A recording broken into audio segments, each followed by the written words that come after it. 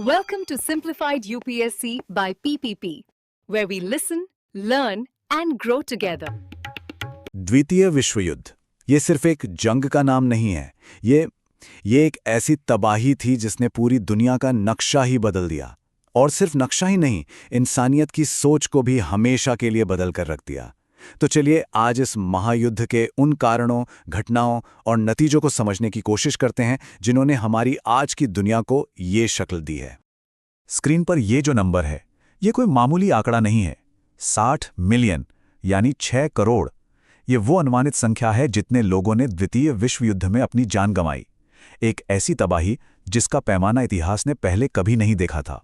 ये नंबर हमें लगातार याद दिलाता है कि हम जिस संघर्ष की बात कर रहे हैं उसकी मानवीय कीमत कितनी ज्यादा थी। तो सबसे पहले बात करते हैं संघर्ष के बीजों की। देखिए, द्वितीय विश्व युद्ध कोई अचानक हुई घटना नहीं थी। इसकी जड़ें बहुत गहरी थीं, पहले विश्व युद्ध के बाद की उस अस्थिर, उस बेचैन दुनिया में छिपी हुई थीं। पहले विश्व युद्ध के बाद हुई वर्साई की संधि। कहने को तो ये एक शांति समझौता था, पर असल में इसने जर्मनी पर बहुत ही अपमानजनक शर्तें थोप दी।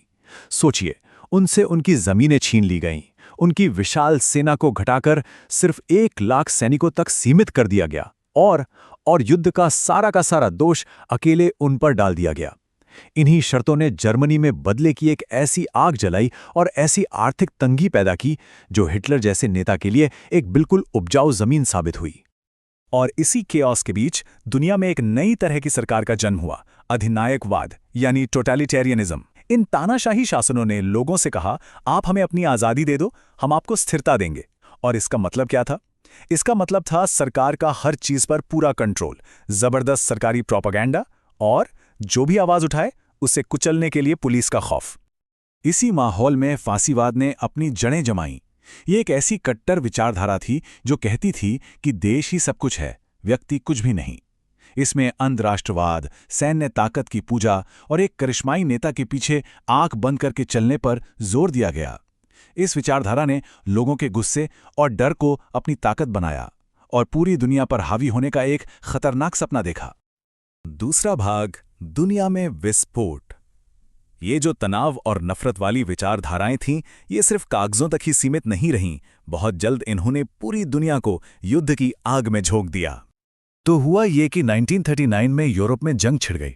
1940 तक जर्मनी, इटली और जापान की धुरी शक्तियां यानी एक्सिस पावर्स एक साथ आ चुकी थीं। फिर 1941 में सोवियत संघ पर हमला हुआ, पर्ल हार्बर पर अटैक हुआ और देखते ही देखते ये युद्ध एक विश्व युद्ध बन गया।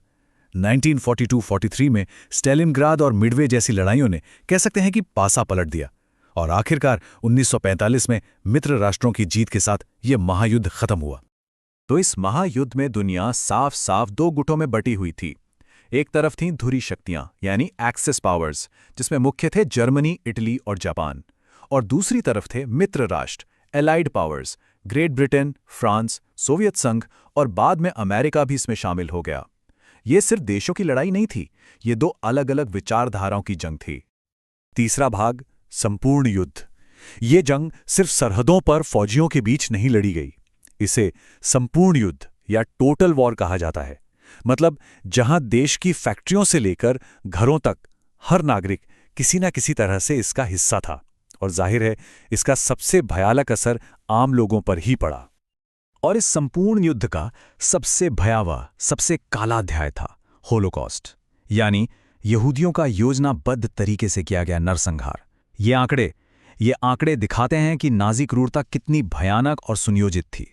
अकेले पोलैंड में ही करीब 30 लाख यहूदियों को मार दिया गया। सोवियत संघ में 10 लाख से ज्यादा, हंगरी में 5 लाख से ज्यादा। ये सिर्फ नंबर नहीं है, ये उस नफरत की गवाही है जिसने एक पूरे महाद्वीप को अपनी चपेट में ले लिया था। युद्ध के आखिरी दौर में इंसान ने तबाही की एक ऐसी ताकत हासिल कर ली जिसने सब कुछ बदल कर रख दिया।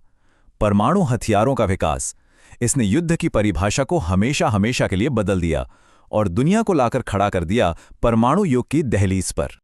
6 अगस्त 1945 की सुबह एनोला गे ने टिनियन द्वीप से उड़ान भरी। ये सुनने में कितने साधारण शब्द लगते हैं, है ना?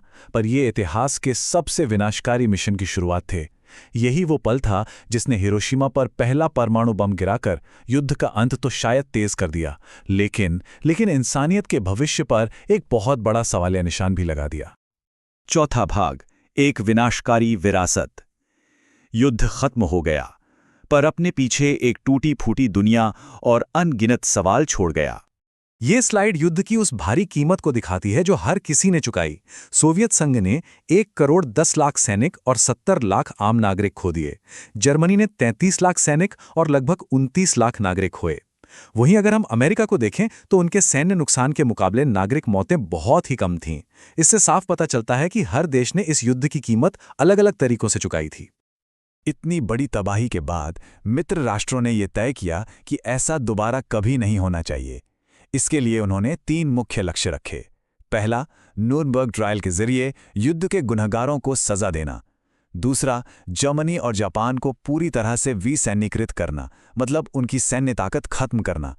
और तीसरा, तानाशाही की जगह लोकतांत्रिक सरकारें स्थापित करना। और इस नई दुनिया को बनाने का सबसे जरूरी हिस्सा था लोकतंत्रीकरण, यानी एक ऐसी व्यवस्था बनाना जहां सरकार को जनता खुद चुने। इसके पीछे सोच ये थी कि अगर सत्ता लोगों के हाथ में होगी तो शायद कोई एक तानाशाह फिर कभी पूरी दुनिया को युद्ध की आग में नहीं झोंक पाएगा। और अंत में हम इस एक सवाल पर आके रुक जाते हैं। 60 मिलियन जानें गईं, अनगिनत शहर खंडहर बन गए। इतनी बड़ी तबाही के बाद क्या दुनिया ने वाकई अपने सबक सीखे? क्या आक्रामकता और नफरत के खतरों को लेकर हम आज ज्यादा सतर्क हैं? ये एक ऐसा सवाल है जिसका जवाब इतिहास की किताबों में नहीं बल्कि हम सबको मिलकर खोजना है। Thanks for watching. Follow us on Telegram and Instagram. Don't forget to like, share, and subscribe.